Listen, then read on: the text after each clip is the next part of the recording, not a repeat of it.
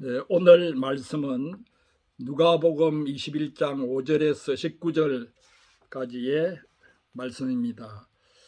제가 먼저 본문 말씀을 읽어보겠습니다.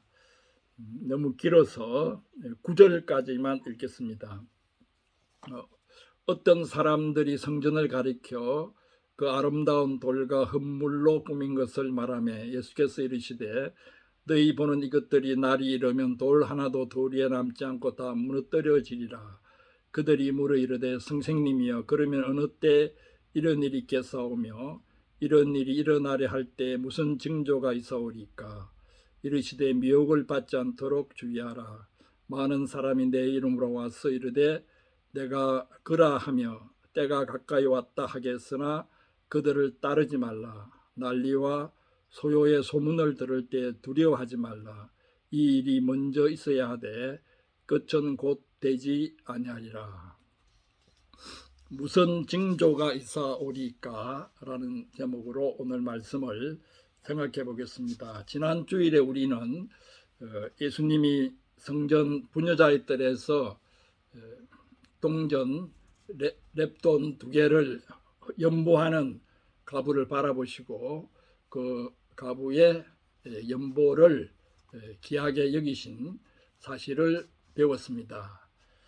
오늘 본문의 말씀도 성전을 배경으로 하고 있습니다. 5절에 보면은 어떤 사람들이 성전 건물을 가리키면서 감탄하면서 수군거리고 있습니다. 아름답고 웅장한 대리석들과 갖가지 화려한 보물들로 꾸며진 성전의 모습에 사람들이 압도당했습니다. 이 사람들은 예루살렘에 살고 있는 예루살렘 시민들이 아니라 오랜만에 예루살렘으로 올라와서 성전을 구경하는 그러한 시골 사람들인 모양입니다. 이스라엘 사람들은 1년에 3번 성전에 와서 제사를 드려야 하는 의무가 있습니다. 하지만 생업에 바쁜 사람들로서는 일생에 3번 성전 순례를 하기가 쉽지 않습니다. 이들은 성전을 지난번에도 보았지만은 또 다시 와서 보면서도 감탄하지 않을 수 없습니다.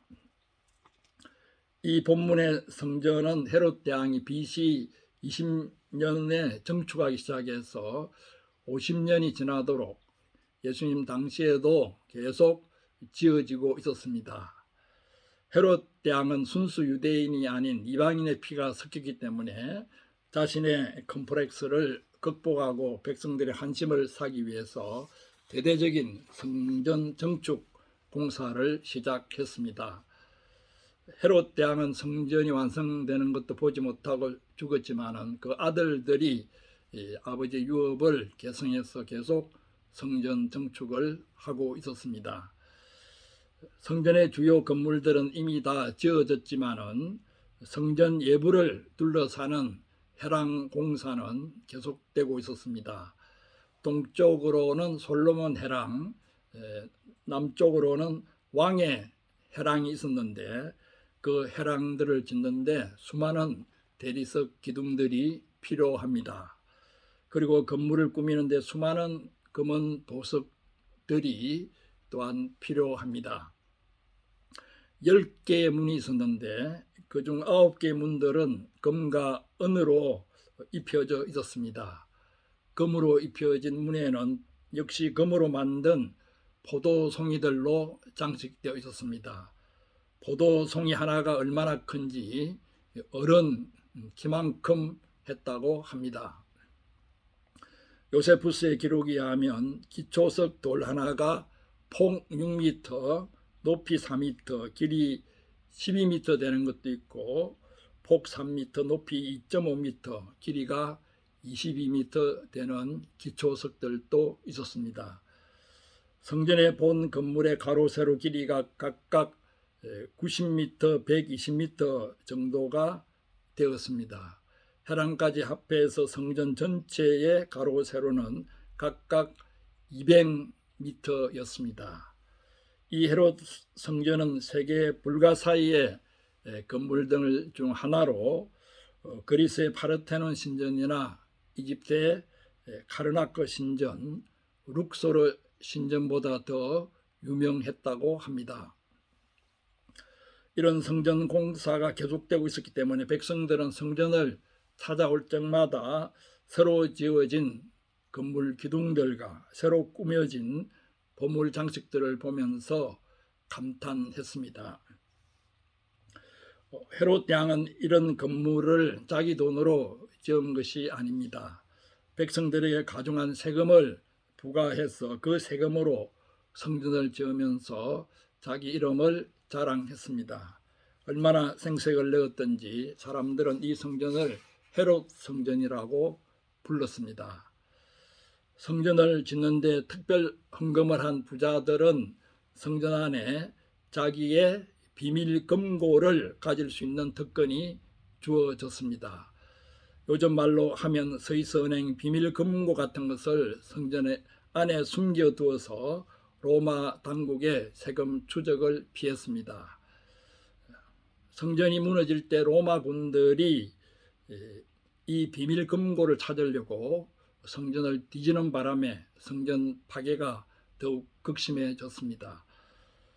이런 성전의 웅장하고 화려한 모습은 부녀자의 뜰 연복에 동전 2개를 연보한 가난한 가부의 모습과 대조를 이룹니다.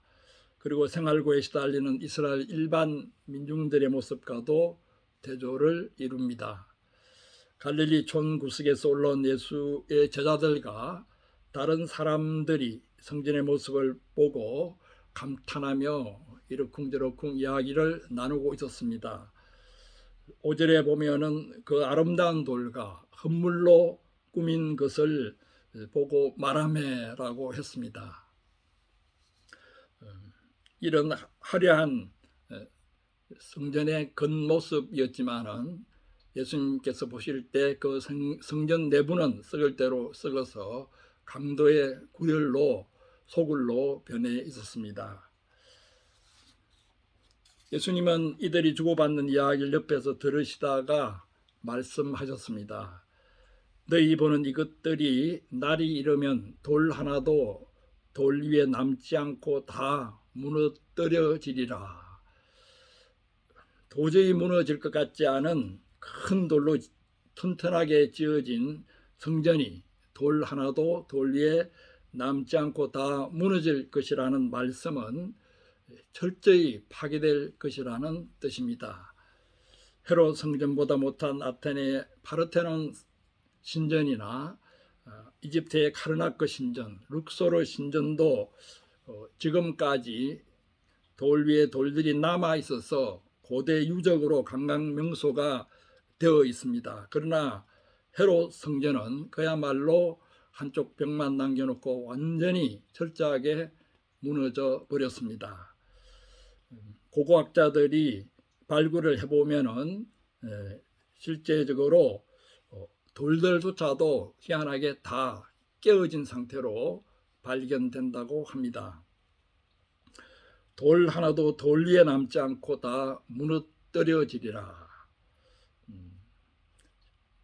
누가복음 19장 44절에서도 동일한 말씀을 하고 계신데 19장 44절에서는 예루살렘 성의 파괴를 말씀하셨다면 오늘 본문의 말씀은 성전의 철저한 파괴를 말씀하고 있습니다. 유대인들의 사고방식으로는 성전이 그렇게 철저하게 파괴된다는 것은 세상에 종말이 다가왔다는 뜻입니다.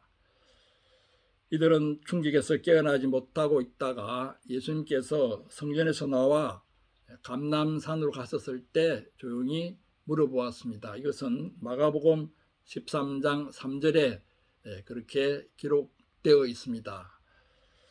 베드로와 야고보와 요한과 안드레가 예수님에게 이렇게 물었습니다. 선생님이여, 그러면 어느 때 이런 일이 있겠사오며 이런 일이 일어나려 할 때 무슨 징조가 있사오리까? 이런 일은 물론 성전이 무너지는 일을 가리킵니다. 하지만 질문하는 사람들의 사고방식으로는 세상의 종말의 징조에 관해 질문하고 있는 셈입니다. 예수님께서는 어떤 징조가 있을 것이라고 말씀하십니까? 오늘 본문에서는 4가지 징조로 정리할 수 있겠습니다. 첫째는 거짓 그리스도들이 많이 일어날 것이라고 말씀하십니다. 8절 말씀에 미혹을 받지 않도록 주의하라. 많은 사람이 내 이름으로 와서 이르되 내가 그라하며 때가 가까이 왔다 하겠으나 그들을 따르지 말라. 많은 사람이 그리스도의 이름으로 와서 자기가 그리스도라고 말하며 사람들을 미혹하고 세상 종말이 가까웠다고 할 것이라 합니다. 실제로 성전이 로마군에 무너질 무렵에 자기가 이스라엘을 해방시킬 메시아라고 주장하는 자들이 많이 일어났습니다. 그 대표적인 인물들이 요한과 시몬과 엘르아살이었습니다. 이 세 사람이 이끄는 무리들이 예루살렘으로 들어와서 성전을 중심으로 주도권을 잡기 위해 서로 싸우는 바람에 예루살렘이 치안 부재의 상태로 떨어졌습니다. 예루살렘 시민들은 견디다 못해 로마군이 빨리 쳐들어와서 이 세 집단들을 물리쳐 줬으면 하고 바랄 정도까지 되었습니다.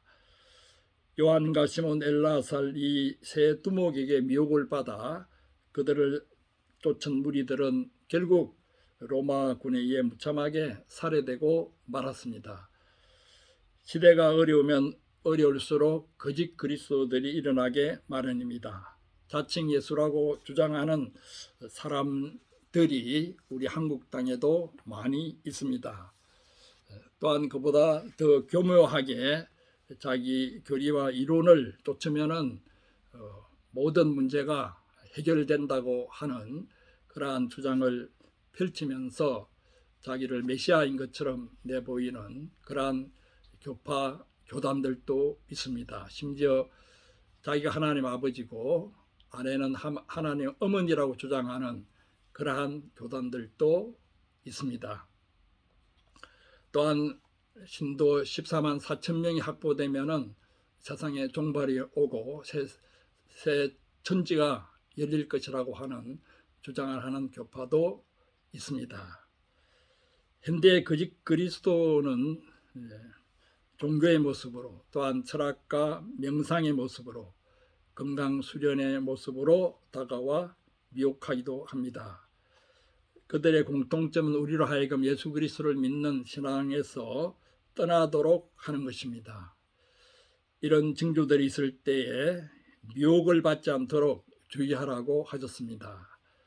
또한 그들을 따르지 말라고 경계하셨습니다. 주의하라는 말씀은 분별력을 가지라는 뜻입니다.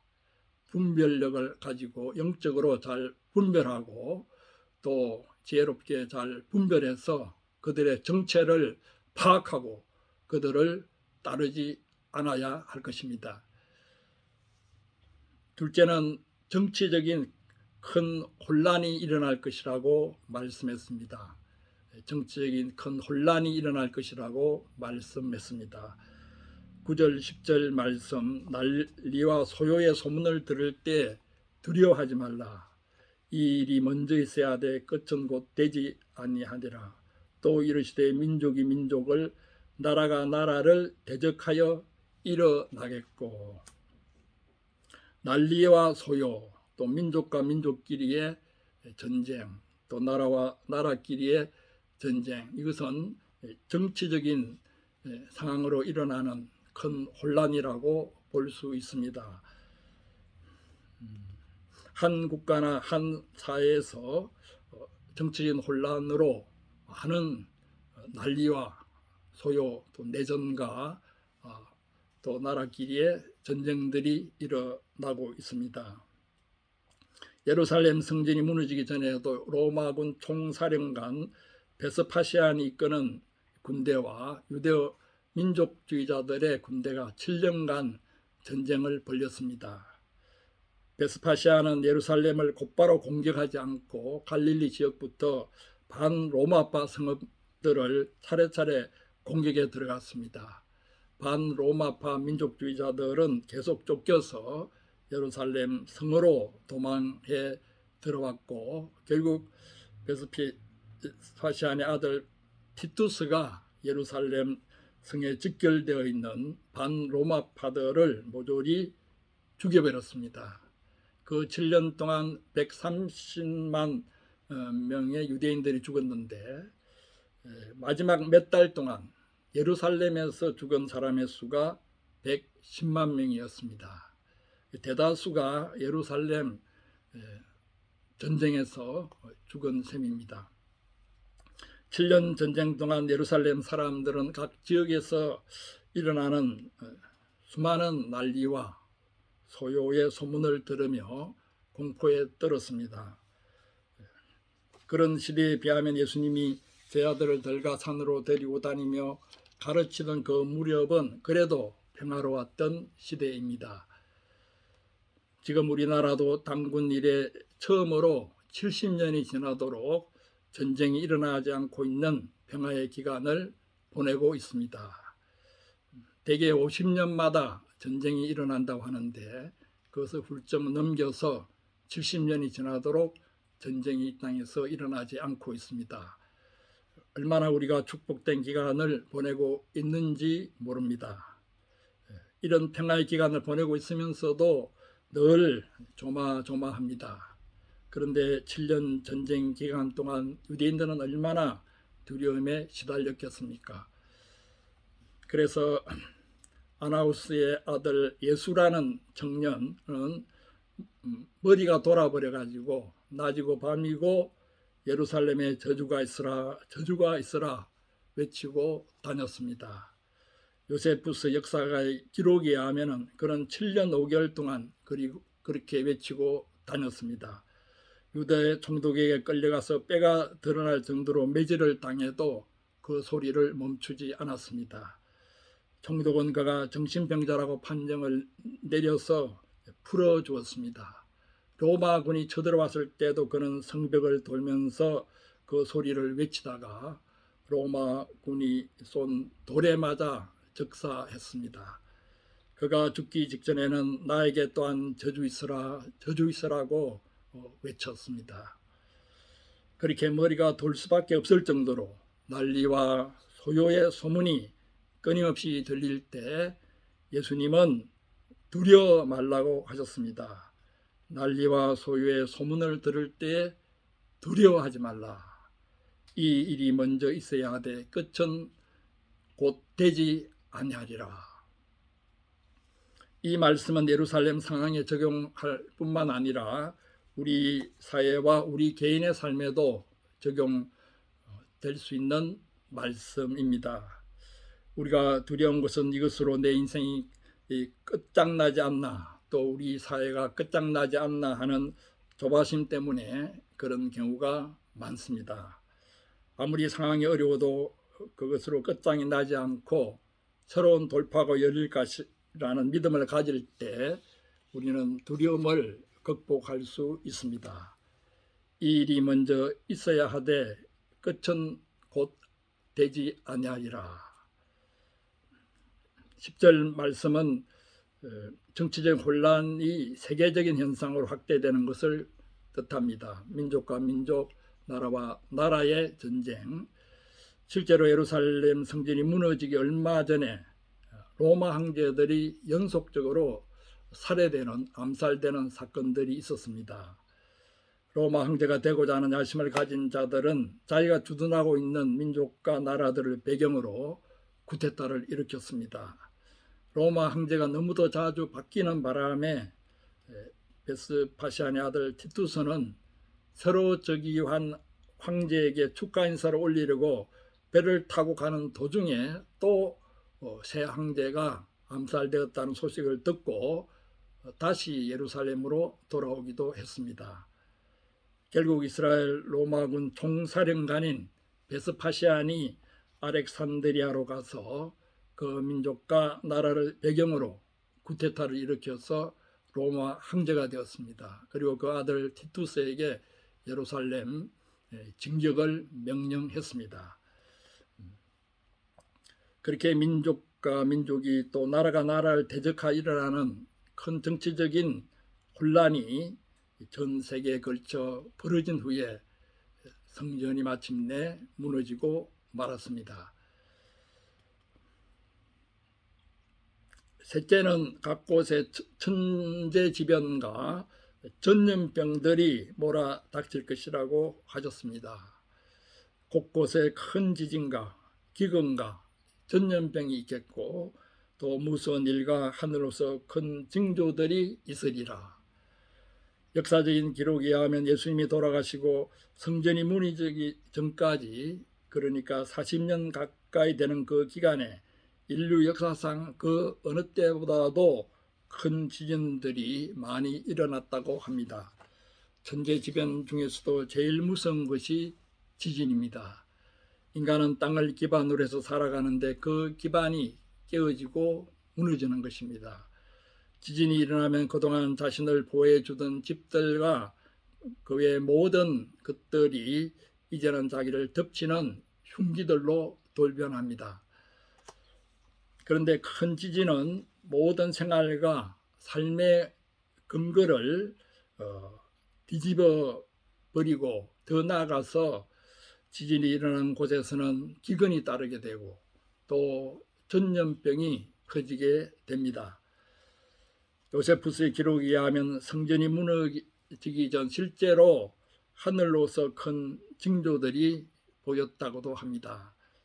예루살렘 위에는 1년 내내 칼 모양을 닮은 별 하나와 혜성이 계속되어 있었다. 이 같은 표적 외에도 유대인을 심판하실 것을 미리 보여주는 하나님의 표적은 한둘이 아니었다. 무교절이 지난 며칠 후, 그러니까 이하월 21일에 도저히 믿기지 않는 신기한 현상이 나타났다. 이 같은 현상을 직접 본 사람들이 없었다면, 그리고 그 후에 일어난 사건들이 그런 현상의 징조로 나타날 만큼 중대한 사건들이 아니었다면 단지 우화로만 돌려버렸을지도 모른다. 도저히 믿을 수가 없는 현상이란 다름이 아니라 해가 지기 전에 완전 문장을 한 병사들과 병거들이 구름 속에 나타나 예루살렘 성을 에워싸는 모습이었다. 유대 전쟁사 6권에 나오는 기록입니다. 이런 기록은 요세푸스 자신도 말했듯이 믿기가 힘든 것이기는 하지만은 이런 하늘의 징조들보다 더 확실한 징조들이 있습니다. 바로 네 번째 징조입니다. 넷째는 세상 사람들이 모두 예수의 제자들을 미워할 것이라고 말씀하고 있습니다. 그래서 이 징조에 관한 말씀이 5절에서 19절, 15절 가까이 되는데 그 중에 예수의 제자들이 받을 핍박이 12절에서 19절, 그러니까 8절이나 차지하고 있습니다. 반 이상을 이 예수의 제자들의 핍박을 말씀하고 있습니다. 이스라엘은 예수를 십자가에 못 박아 죽인 것으로 그치지 않고 예수를 따르는 제자들을 핍박하고 옥에 가두고 죽였습니다. 17절에 너희가 내 이름을 인하여 모든 사람에게 미움을 받을 것이라 라고 했습니다. 한두 사람에게 미움을 받는 것이 아니라 모든 사람이 미워할 것이라고 합니다. 종교 지도자들과 세상 권세자들은 물론이고 심지어는 부모와 형제 친척과 친구들로부터 미움을 받을 것이라고 했습니다. 다른 사람들이 미워하는 것은 참을 수 있으나 자신의 혈육과 친구들마저 자기를 미워할 때에는 견디기가 힘든 법입니다. 실제로 성전이 무너지기 전에 수많은 예수의 제자들이 핍박을 받아 흩어지고 옥에 갇히고 죽임을 당했습니다. 최초의 순교자라 할 수 있는 스데반의 순교 장면은 사도행전에도 기록되어 있습니다. 하늘의 아들을 죽인 죄에다가 그 아들을 믿는 제자들까지 죽인 죄를 합한 이스라엘이 하나님의 심판을 면할 리가 없습니다. 그들이 성전의 이름으로 예수의 제자들을 미워하고 핍박하고 죽였으므로 성전이 무너지는 것은 어쩌면 당연한 일입니다. 예수의 제자들이 미움받는 것이야말로 하나님의 심판에 대한 가장 분명한 징조입니다. 지금 한국 사회에서 교인들이 세상 사람들의 손가락질을 받는 것은 차원이 다른 문제입니다. 그 교인들은 예수를 잘못 믿어서 미움을 받는 때도 있고, 또 예수를 잘 믿어서 미움을 받는 때도 있습니다. 우리는 예수를 잘못 믿어도 세상 사람들의 미움과 지탄을 받고, 예수를 잘 믿어도 세상 사람들의 미움을 받게 되어 있습니다. 왜 세상 사람들이 예수를 잘 믿는 사람들을 미워하는가? 그 이유가 요한복음 19장 20절에 나와 있습니다. 그 정죄는 이것이니 곧 빛이 세상에 왔으되 사람들이 자기 행위가 악함으로 빛보다 어두움을 더 사랑하는 것이라. 악을 행하는 자마다 빛을 미워하여 빛으로 오지 아니하나니 이는 그 행위가 드러날까 함이요. 그들이 예수 믿는 자들을 미워하는 것은 예수 믿는 자들이 그들의 악행을, 악한 본심을 비추는 빛 역할을 하기 때문에 그들이 빛을 미워하고 예수의 제자들을 미워하는 것입니다.